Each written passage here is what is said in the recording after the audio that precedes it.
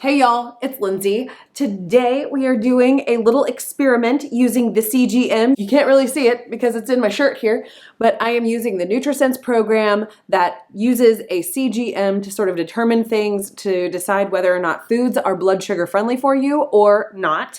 And today we're going to do something very out of character for me, and that is eat a baked potato. Don't ask me why I come up with these things, I just do.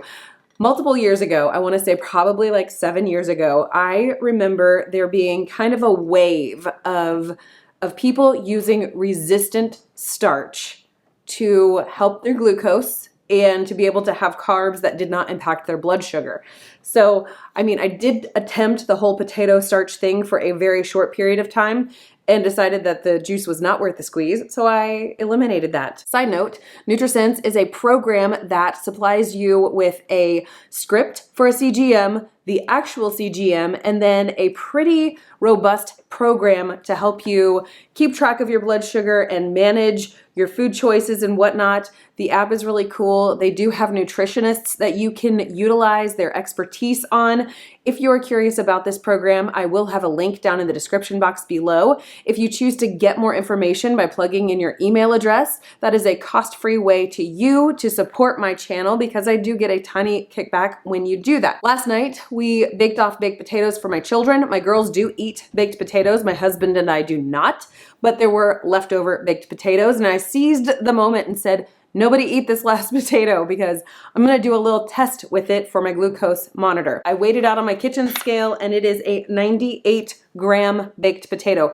Obviously, I'm not weighing it right here because it needs to be on a flat level surface in order to accurately weigh things. And now I'm going to warm it up in my microwave back here.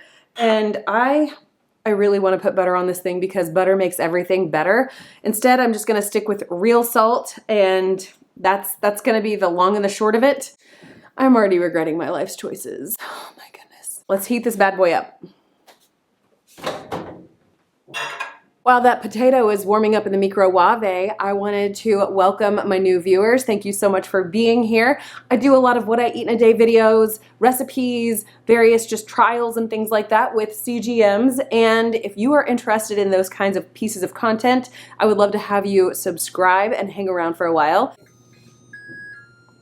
The microwave has sung to us.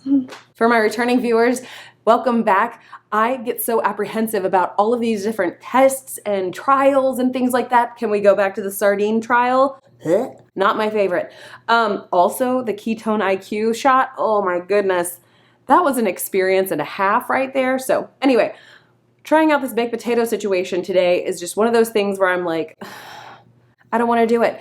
I don't feel good on carbs, and I don't really find that I crave them anymore after having done this way of life for 7.5 years. So I find it's easy for me to just avoid them. I don't feel like I'm missing out on anything in life, but for the sake of science, we shall test the baked potato that has been cooked, cooled completely, and reheated. So the understanding is that there's resistant starches that are not going to impact the blood glucose. Bless. We just have to do it, don't we? Baked potato, salt. I'm already lamenting my choices. Grab a fork and a knife. Y'all, I'm so nervous that this is going to just send me off into like a craving situation, you know? Like I'm just not here for it, but I am here for science, so that's why we're doing the things we're doing. Salt. I'm heavily salting because that's all I got for flavor. Here we go. So not looking forward to this. Cheers. Mmm. Dry baked potato with salt. Yay. Oh. Let's take note of the time. 12:45. Also, this is the very first thing that I've had today of any sustenance. I've just had black coffee to this point, so technically we are breaking our fast with a whole bunch of carbs. I just recently scanned my CGM. Are you gonna scan CGM? There we go.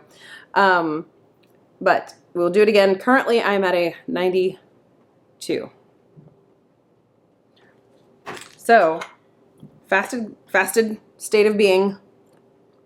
Mmm. For those of y'all who feel like you're missing things, I don't feel the same. And this is just a basic russet potato. We're halfway there. Oh, we're halfway there. I really am worried that this is going to create cravings for me. And now I've got to wait for 2 hours to eat something of real sustenance like protein. And I do feel like maybe this particular test is going to feel skewed because a baked potato is not usually just a baked potato. Usually it also has fat and protein topping it or adjacent to the baked potato. So this feels kind of like an unfair trial because usually having extra things sort of blunts the glucose response. I don't know. But this is the way we're doing it. 98 grams of reheated baked potato consumed. The only thing that made that palatable was my real salt. If you are unfamiliar, this is literally the best salt. I have a link down in my description box below if you care to get a discount on some real salt for yourself. And now I have to set a timer for 2 hours so that I don't fall into the trap of saying, oh, I'm hungry, I should go eat something. I'm hungry, I should go eat something. But I'm not going to because science. It's been 2 hours and I am a bit hungry and so glad that this time has finished. So I did use my watch as a timer. That is an excellent tip for people like me who struggle with time management. Using a timer really helps me to remember things. So I strongly encourage a timer. All right, when I first ate the food, my glucose reading was at 92. That was at 12:45. It's now 2:54, so we are going to take another scan. Ta-da, we have a check mark. We love a good check mark. And oh my word, okay. Presently, my glucose is 96. However, it peaked at 134. What? That's high. That's really, really high, which means that it was what? A 42-point spike. Now, there are a couple of different ways that you can determine if something spikes your blood sugar versus a standard like peak, like a rising and a falling of it. If it is more than 140 milligrams per deciliter, that is considered a spike. And if it raises it more than 30 points, I think is sort of the generally accepted number of points it can rise from a food without, being considered like a spike. So more than 30. So clearly that was a spike. The reheated, cooled baked potatoes that are supposed to have resistant starch were clearly a failure for my chemistry. Ugh. It took my blood sugar less than 1 hour to actually reach that peak. It was about 50 minutes for me to hit 134 on this monitor. That's pretty crazy. So me not having carbs as my main fuel source is a really positive thing for me. I think that following a keto lifestyle for my body's makeup overall is the smartest thing for me to do, especially in this season of life. It's somewhat simple for me to follow because I've been doing it for so long. Most things are just second nature at this point, and I don't find myself craving carbs, so I find that to be a huge win. I'm glad to know, though, that carbs, like especially these, resistant potato starchy carbs, are not a great choice for me. And I want to say there were only about 19 total carbs when I plugged in my food. I put in the exact gram measurement, and it said that the total carbs was 20 grams or almost 21 grams, total grams of carbs.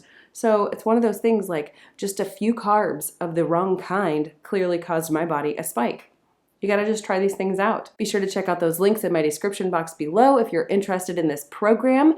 And I hope to see you in this video right over here that YouTube thinks you're gonna love.